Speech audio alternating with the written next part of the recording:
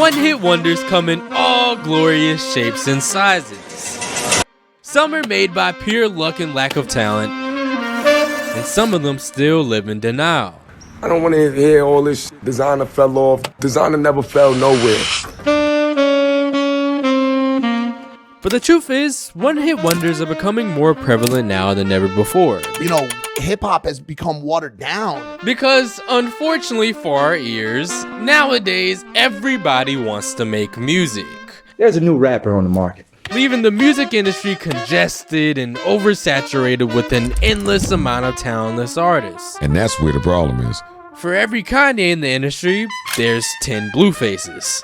We're living in a time where you don't have to make good music anymore. Like, we come from the era you had to be gifted to be on. Where attention equals money.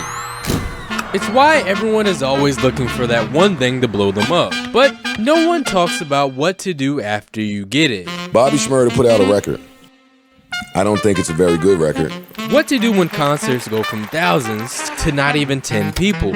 What to do when you keep trying and trying but can never reach that same feeling again. I think that's a fear that lives in the back of every artist's mind. See, we all know what a one-hit wonder is, but my question I'm trying to answer is, what causes them? Who are you? Who is to blame for all of these talentless one-hit wonders? My name is Black Youngster. I am Shaq. I'm Smoke Perp. Young Ugly Guy. Gang gang. Blueface. Blueface!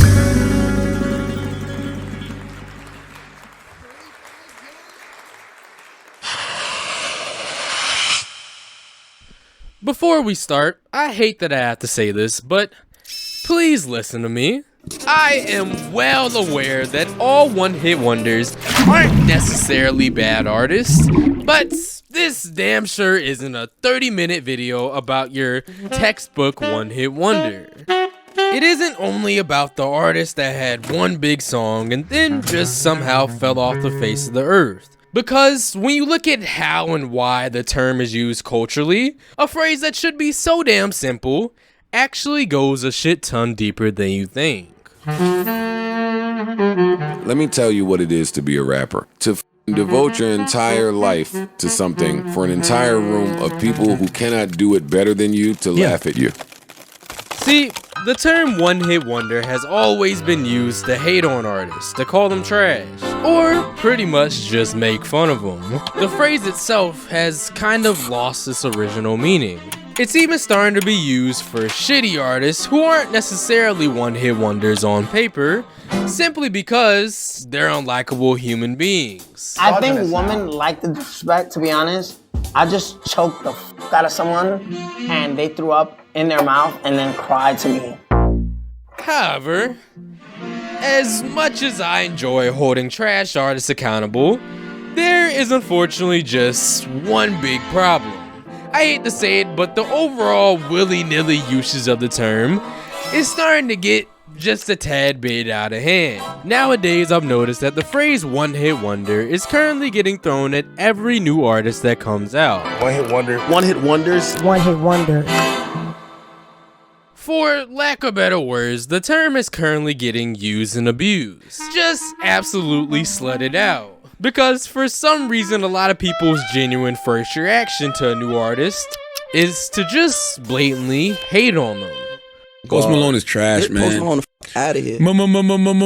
Mayonnaise Music Group. That's gonna be the name of the fucking label. But there's actually a reason for this. Thank you. Very nice. This new generation of music, these new rappers, the mumble rap, what do you think about it? See, in this new era of TikTok and social media musicians, most of the stuff that's being put out is literally fast food music. The music industry has become oversaturated with an endless amount of gimmick rappers, wannabe artists, and people who don't really care about music at all, but really just want the fame and money. Social media is creating more one-hit wonders than ever before. Like, we're watching more artists get that record and not even need another one.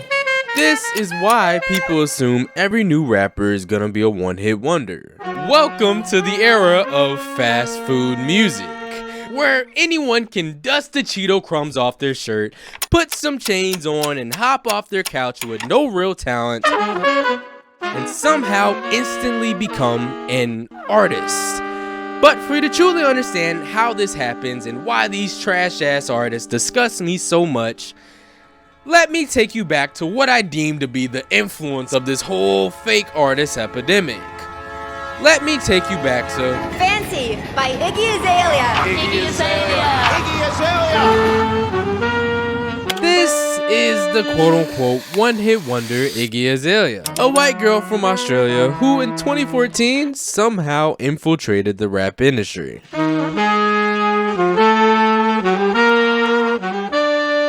Because in just this year alone, despite not being the most talented musician, Iggy managed to drop multiple massive songs like Problem, Black Widow, and the biggest one that everybody knows today called Fancy. Iggy Azalea with the words too fancy. And it was due to all of this success that she was able to gain a rabid cult fan base of 15-year-old white girls.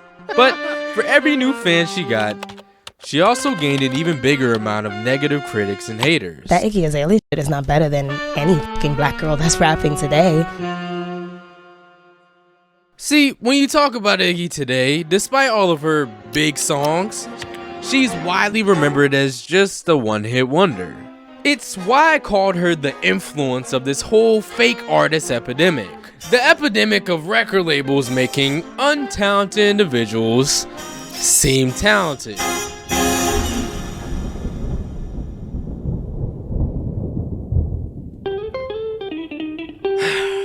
Iggy Azalea is, how do I put it? Like the prime example of, if you're marketable enough, you don't necessarily need talent to be successful. That's why in 2011, at the start of her career, when T.I. first heard about her, he ran right past all the actual talented female artists and took Iggy Azalea under his wing. My knees are so beat up from dancing. Let's not say that on camera. Need some pads for that. And after a year of mentoring, in 2012, he decided to sign her to his record label called Grand Hustle Records, which from there, T.I. and Iggy were inseparable. He took her to every studio session, to every music video shoot, and to every interview. When Tip used to come with her, we're like, man, Tip, relax. Why you gotta be with her all the time? She's gonna be just fine. However, it was at one of these interviews where the first crack in her fakery showed up. Iggy and T.I. went on Sway in the Morning. Iggy Azalea is here. And Sway asked what everyone was dying to hear. He asked her to freestyle. I want to talk to you about rapping. Okay, let's talk about it. And your style and how you developed it, and I would love to hear it. Which, of course, she tried to dodge it for as long as she could. I cannot give you a hot 16 to this hood-ass beat. We'll find you a beat. We don't do this. But eventually, Iggy had no other choice. And the paparazzi is flocking, and we flash it when we drop in, and we shut down your party, man. His and her gold chains. It was horrible. 45 seconds of pure uninterrupted ass. Hop out his new whip, fresh in some new shit. Damn, she is too thick. Who is this? Yeah, I'm his new bitch.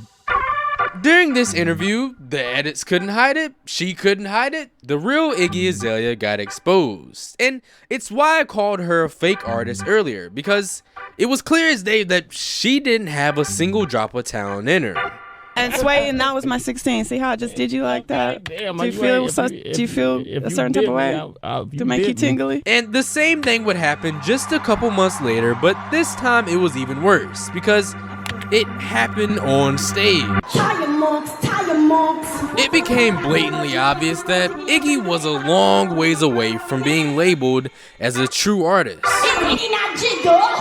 Yet somehow these moments were still only a small dent in her armor. As cringy and trash as they were, obviously her feeble-minded fans couldn't care less if she could freestyle. So, the very opposite of what you'd expect actually happened. 2014 came and Iggy Azalea entered the best year of her career. The year she went from a relatively unknown Australian white woman to one of the biggest female rappers we've ever seen. And also the year she was on every commercial and every late night TV show. Yo, yo, yo, J. Care and Iggy Azalea dropping mad rhymes and joke stuff in this house. But with her quick rise to the top, rightfully a lot of criticism came heading her way, because eventually people would start to realize a pattern. In every one of her biggest songs, the only true memorable part was the feature, meaning that she's often not even the best part in her own songs. It's like, if you want to do what I did and abuse your ears, go back through her entire catalog and you'll see that the only semi-memorable verse that she had was on Fancy, which is the main reason why today people still see her as a one-hit wonder. But more importantly, since these features weren't rapping, it also means that her biggest songs weren't really hip-hop. So when Iggy started winning a multitude of awards and being recognized as the quintessential female rapper, that's where the problem started. This award is the first award I've ever won in my entire life. Somehow, Iggy Azalea won Best Rap Album at the AMAs over actual talented artists like Drake and Eminem. And you might be thinking, oh, it's the AMAs. Of course they're gonna get it wrong. Who really gives a fuck? Well, she won and got nominated for plenty more. Iggy Azalea. Iggy Azalea even got nominated for a Grammy, and at this point, she couldn't be ignored. Real hip-hop fans had to say something about her. Because the Grammys are supposed to be like accolades for artistic excellence. Iggy Azalea is not excellent. See, probably the biggest moments in her life would inevitably spark a monumental amount of hate. But what made it worse was that it wasn't just online haters. It was hate coming from her own peers. In the second half of 2014, Iggy Azalea would start catching subliminal disses and direct disses from a lot of prominent artists in the industry. Because after the first person dissed her, it started an immediate domino effect. And the first domino would fall when Nicki Minaj said this live on stage. What I want the world to know about Nicki Minaj is when you hear Nicki Minaj spit, Nicki Minaj wrote it. What seemed like just an iconic line was actually a sneak diss to Iggy, insinuating that she didn't write her own songs. See, she didn't know it, but Iggy Azalea was well on her way to become universally hated by the entire hip-hop community. Because the rest of the dominoes fell just a couple months later when Eminem dropped a diss track on her called Vegas. And then even Snoop Dogg of all people decided to join in on the dog pile. On October 12th, he posted a meme of her on Instagram captioned, Iggy Azalea with no makeup. And Snoop also started the trend of comparing Iggy to one of the girls from White Chicks. Iggy Azalea kind of became the person you could throw jabs at, and no one would really care. She became the butt of every single joke. I don't want Iggy, she stink. But instead of dissing back like any other male or female rapper would, Iggy decided to play victim, which little did she know would only make everything much, much worse. Because instead of going hard at her, they would now go even harder at her music. At the end of 2014, Iggy Azalea got into yet another beef, but this time it was with the popular DJ Funkmaster Flex. That's called motherfucking bars, nigga! And it all started because Iggy often complained that certain radio stations wouldn't play her songs. So when Funkmaster Flex finally gave in and played her song on the radio, let's just say his reaction wasn't really what she expected. What did Flex do? I didn't hear this basically played the record and then was like, I hate that record, Iggy Azalea is trash. And it's like, well, don't play the record then. And he did this in front of thousands of listeners.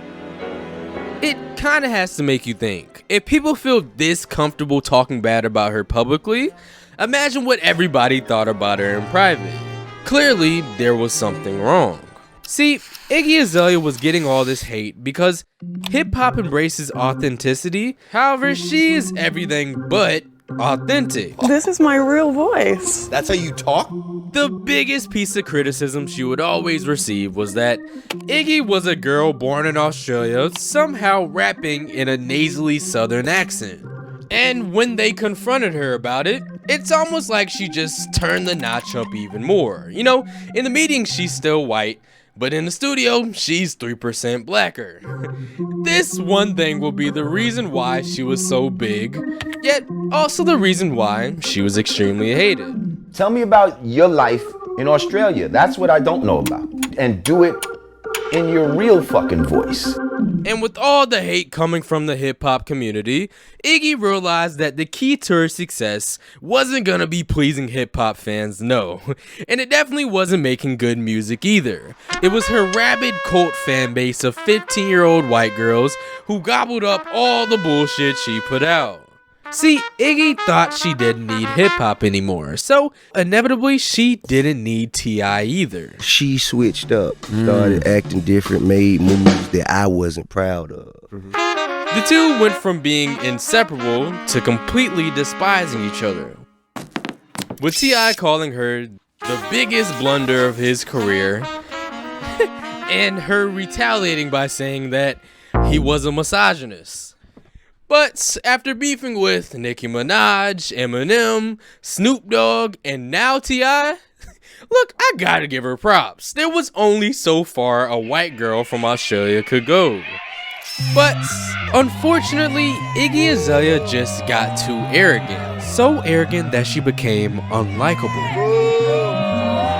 And what once was only internet hate had now quickly turned to real life. Are you Iggy Azalea? Yes, but it's weird that you... I would just like to thank you so much for ruining hip-hop. It became a trend to hate on Iggy Azalea. And as much as I hate to say it, at a certain point, the hate just got corny. Like, no matter how bad her music was, or if you just didn't like her bland personality, Iggy really isn't the one to be blamed for all of this. She's just the product of industry greed and manipulation. But unfortunately for her, the manipulation wasn't good enough. With all the headlines and articles coming out about her quote-unquote killing hip-hop, the hate began to overpower her music. Iggy Azalea got bullied out of the music industry. I mean, it put so much smut on her career that years later when people talk about her today, all her success is reduced down to just being a one-hit wonder. See, being such a controversial figure and doing whatever the fuck you want only works in your favor when you have good music. But in this new era of fast food music, it's truly embarrassing. We're starting to see a lot more talentless one-hit wonders try and act this way too. And that's where the problem is. A lot more artists are getting one big song and then just turning into internet personalities. One-hit wonders like YK Osiris became more known for being Drake's disposable groupie instead of for his actual music, which this obviously always ends up horribly. But for some reason, more and more artists are actively choosing to make music their second priority. And that's when the coonery starts. Like, the bullshit starts when niggas says, I need people to see me rather than hear the music.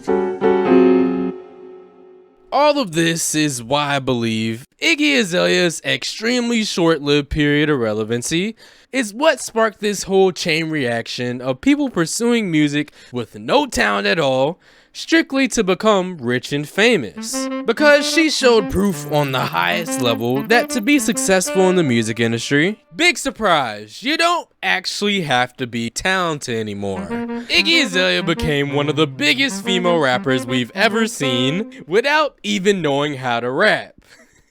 So, in 2015, as Iggy Azalea was getting bullied out of the music industry, another unsuspecting one-hit wonder would inevitably suffer a very similar, yet slightly different fate.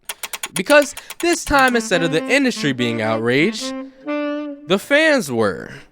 This is Bobby Shmurda, the one-hit wonder that dropped his biggest song ever called Hot Nigga all the way back in 2014. Hot Nigga really changed my life. That day was a crazy ass day. And at its height, it peaked at number 6 on Billboards, with it now sitting real pretty at damn near 1 billion views on YouTube. However, now I'm starting to hear a conversation about Bobby's music that I genuinely never thought I would hear before. He ain't never really had no records like that. Hot Nigga was one that caught organically. You caught one. It's not a good song, but at the time it worked.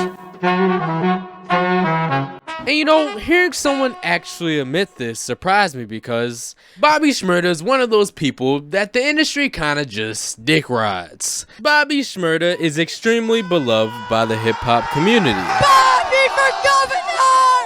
Bobby for governor! Yet, they don't love him because of his music, hence why he's still a one-hit wonder. They love him because he has the perfect story. See, back in 2015, just a couple months after Hot Nigga blew up, Bobby was sentenced to 5 years in prison, but instead of snitching like I would, and a couple of rappers we know today, Bobby decided to take 3 extra years so his friend Roddy Rebel could have his bid reduced down from 12 years to 7 years too. That was one of the most honorable-ish I've ever heard. So from that point on, while Bobby was in prison, he got praised year after year for actually living what he raps. Everyone loved talking about how they couldn't wait for him to come home. Everyone expected nothing but greatness from Bobby. In case y'all don't know who the fuck we talking about, this was the one, the only Bobby. And on the surface, all of this quote-unquote love was seemingly positive. However, it actually started to create something very negative for him. Because at a certain point, the famous story of Bobby Shmurda had begun to completely outshine his music career. You know, he had a lot of attention on him for standing tall and not snitching. He had a lot of attention on him because he was hot as fish grease when he went in. And all the hype got to a point where people started expecting a little too much musically from a man who's been locked up since 2015. Pretty much, they set my nigga up for complete and utter failure. I think everybody generally forgot that he really only had one song. So, in 2021, when he finally came home and all the hype and fake love died down because his music didn't live up to what people expected, unfortunately, Bobby started to go viral for literally all the wrong reasons. See, the internet did what it does best. They started a trend. They collectively started to call Bobby gay. They call me B-O-B-B-Y-S-H. And it's because ever since he got out of prison, his fans have noticed that Bobby was acting and dancing a little more flamboyant than usual. Which for me was something that started off as just jokey jokes, you know, little light jabs. Because in my opinion, I don't necessarily think he's the next Saucy Santana, but his fans, oh, they definitely thought otherwise. Because they took the joke and ran with it way too far. They be sending me shit, be like, yo, nah, he twerking right here. Tell you, they're like, yo, Bobby is twerking right here. I'm like, whoa. They started saying things like jail changed Bobby, that jail made Bobby gay. And although this clearly didn't affect him much because Bobby's dancing only got zestier, the real problem was that his music still wasn't getting the best reception either. You know how they love to call Drake corny, but his music is really good, so it kind of just balances each other out? Yeah, well, Bobby didn't have that at all. On top of being called gay, for some reason, every time he dropped a new snippet or music video, he was immediately met with an overwhelming amount of hate. For example, on July 21st in 2022, he posted a snippet from his new song called Hoochie Daddy. And just like clockwork, the hate comments rolled in. Scotty2Gotti says, "Your last few songs have been just noise and irritating." Bronx X Beast 12 commented, "Shaking my head. Y'all was hyped for my boy to come home, but he just disappointed everyone." And lastly, One Daily Active gave Bobby and everyone in the comment section his expert opinion by saying, "What kind of fucking music you making, nigga? Shaking my head." However, these weren't your usual hate comments. You know, the ones that are just pure hatred, so you kind of just try your hardest to ignore them. Yep, those weren't that. These comments are a direct byproduct of fast food music. Because Bobby's music has become so unbearable to listen to that this is unfortunately what happens every time he drops a new song. Y'all want to talk about this new Bobby Shmurda song? Pull it up and play it. I don't have that shit, because I'm never having that shit. Bobby Shmurda put out a record. My niggas just keep getting fly, nigga. She like niggas. That niggas like, nigga. My niggas like, God, nigga. I don't think it's a very good record. He put out song after song, but sadly they were all met with the same response. People couldn't care less about his music anymore. Instead, they were more focused on and worried about trying to expose him for laying in bed with a man. Keep in mind, the people clowning him now are the same people that were once showing him all this fake love while he was locked up. But just because he didn't give them another hit song, his own fans turned on him. So what's the hard truth? What's the hard pill to swallow? It is over? Is it over? Unfortunately, after getting out of prison, Bobby Shmurda has still remained a one-hit wonder. I don't want to be named as a rapper no more, bro. It might sound crazy, but his entire career is technically living off the back of an almost 10-year-old song. And I hope you're starting to see that I'm slowly showing you the same concept. This is what happens when people care more about the controversy surrounding your name rather than your music. Which is a concept that Bobby seems to be completely oblivious to. Because unfortunately, a lot of one-hit wonders or fallen off rappers like Bobby are still able to garner attention and stay relevant without even making good music anymore. Which Soulja Boy is literally the prime example of this, because shit, he hasn't had a hit in God knows how long. Yet in 2023, the blog still posts him. He goes viral for dumb shit all the time. And my dumb ass is talking about him right now, because at the end of the day, for him and everybody else, attention equals money. It's why the music industry is becoming a big old popularity contest, where everyone is constantly fighting for attention. It's like artists are in a constant battle to see who can piss the farthest, who can be the biggest attention whore. And in a world where the easiest way to get attention is by doing dumb shit, the problem becomes that it only helps create more one-hit wonders. I'll tell you this, it's way more one-hit wonders today than it was back then. But the thing that inherently caused this thirst for attention and rapid evolution of one-hit wonders was actually something called the Soundcloud Era. See, this was a point in time in music where young underground artists finally got their chance to shine. It birthed plenty of actual talented musicians like XXXTentacion, Lil Yachty, or Juice WRLD, but it also created what I like to call the Avengers of trash rappers. A mighty and formidable group of trash artists who all rap about the same exact thing. Pop a Molly, drink some lean, fuck a bitch. It was the era of face tats, fake beefs, and flexing designers. You know, hip-hop has become watered down. Because the idea of getting a lot of fame and money without actually having any talent obviously attracted a huge amount of attention whores. This whole era was like one random rapper after the next doing crazy shit just to promote their garbage music. Because since they couldn't make good music, even if their life depended on it, these so-called artists had to find a different way to garner attention. I got the big Rex. Yo, me.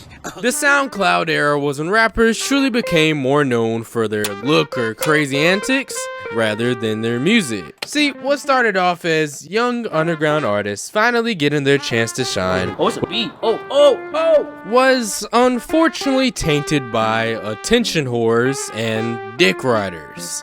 This is when fast food music became the norm, and it inevitably left behind a trail of fallen off rappers and one-hit wonders. Made in Tokyo, the 5'4" rapper with anger issues dropped his biggest song Uber Everywhere back in 2015, but now he's nowhere to be found. Designer, often referred to as the Future Clone, released a song that's currently 20 times platinum in 2016. However, now he's claiming that he's done with rap. It's done. It's done. Y'all wanted it. It's over. Lil Xan, the drug addict with scribbles all over his face, put out this monster hit called Betrayed 4 years ago in 2018, but now unfortunately in 2023, his failure is being documented all over YouTube. And lastly, Smoke Perp, or better known as Lil Pump's son, released his massive hit song called Audi 5 long years ago. However, now when he does concerts, only 8 people show up. He was pretty big too. Show and it had like 8 people. I saw that. Fuck. And trust me, the list goes on and on and on. I wasn't lying when I said the SoundCloud era quite literally left a pile of fallen off rappers. However, unfortunately, after losing multiple of the actual talented artists from this time, 2019 marked the end of the SoundCloud One Hit Wonders, but the start of something much, much worse. There's a new rapper on the market. He might be the best rapper we done seen in the longest. His name is Blueface, baby. Yeah, Blueface, welcome to the meat show. Hey. 4 long years ago, in February of 2019, Blueface dropped his biggest song ever called Tatiana. Everybody say I'm off beat. I wrote that motherfucking song to the beat. It charted at number 9 on Billboards, and after remixing it 4 different times, it immediately brought him into the mainstream spotlight. He's the only rapper I ever seen that rapped 3 days ahead of the beat. His offbeat style and weird but catchy punchlines made his music either completely unbearable to listen to, or somehow you grew to actually kinda like it. However, as time went on, everyone would eventually get on the same page and realize that Blueface's music career wasn't gonna last long at all. And the first reason was because Blueface was so clueless that he didn't even know he was signed under 4 different record labels at once. So you started Cash Money through Cash Money? All I know is Cash Money West and Whack 100. You gotta ask Whack about the other people involved. You haven't seen your own paperwork? Nah, I seen it, but Whack showed me. I ain't see the... And the second reason was that he's, how do I put it, like, kind of a natural born idiot. Because just like all the other one-hit wonders, Blueface lacked actual talent. And on top of that, the dumb things he posted online would together eventually make people stop caring about his music.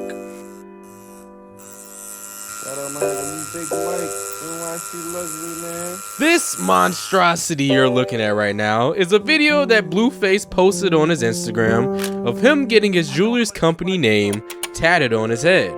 Yes, like permanently tattooed on the side of his dome. But don't worry, this would only be his first of many, many dumb decisions. I get why you tattooed your gang, but NYC luxury? Like the jeweler? And with this video alone, Blueface's dumbassery was put on full display. Because obviously everyone ran with the idea that he couldn't afford to pay for his own jewelry. So for payment, he somehow agreed to become their living, walking billboard. And to add even more fuel to the fire, 6ix9ine the clown himself made a whole parody video mocking Blueface. You want this chain, right? Yeah. You gonna have to get this tattoo. Whatever. With the caption saying, "One Hit Wonder Problems." It was plenty of dumb moments like this that solidified Blueface as a gimmick rapper forever. It's why listening to Blueface's music out of all the other rappers in the world became unbelievably corny. It's why after Tatiana, he never had a song as big. Like, if we don't count features, Blueface's music career has been going downhill ever since he blew up.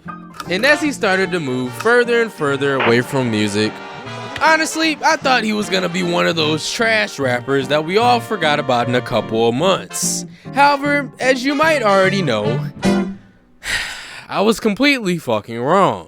Blueface became the one-hit wonder that stuck around, but for everything besides his music. I don't like being put in a box. When I die, I don't want it to say Blueface the rapper died. Rap is something I just fell out of. Once I became best top 10, I'm in this person's top 50 best rappers of all time. Is that all you wanted, was just to be on top? Yes, he decided to quit making music because he became the best at it. Now, I don't know when he was supposedly the best rapper or who even told him that. So forget about all that bullshit he was talking about, because this is the real reason why he quit rapping. Meet Krishan Rock, Blueface's girlfriend and also the girl that ruined his whole career. See, he didn't quit rapping because he became the best at it. Blueface quit rapping to become a reality TV star.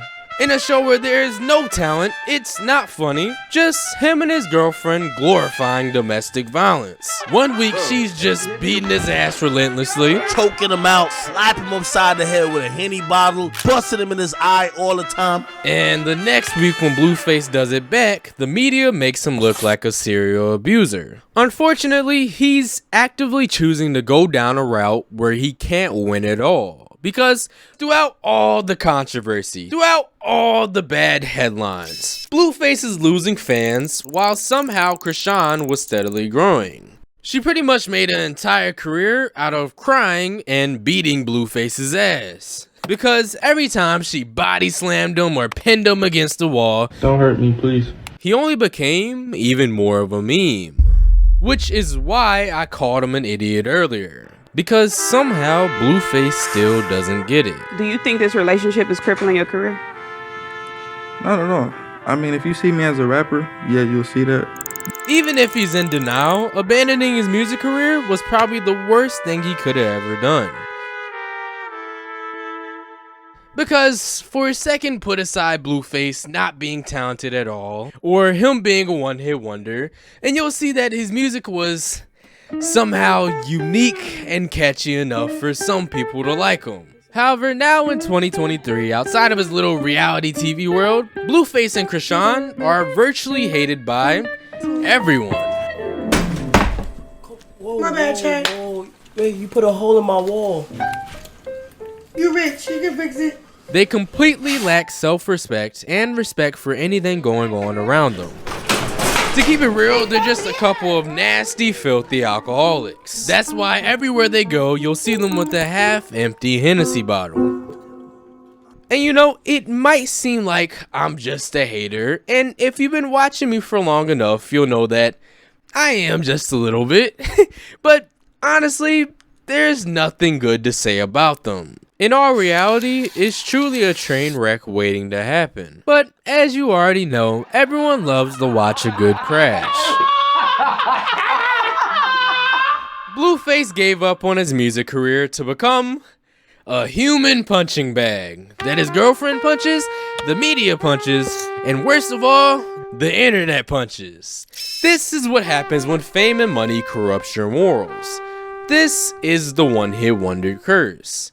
Having your big break and not being able to find that success again will drive people to incredible lengths. And with how ruthless the internet is today, social media is f***ing dangerous. It'll make the most sane man go crazy.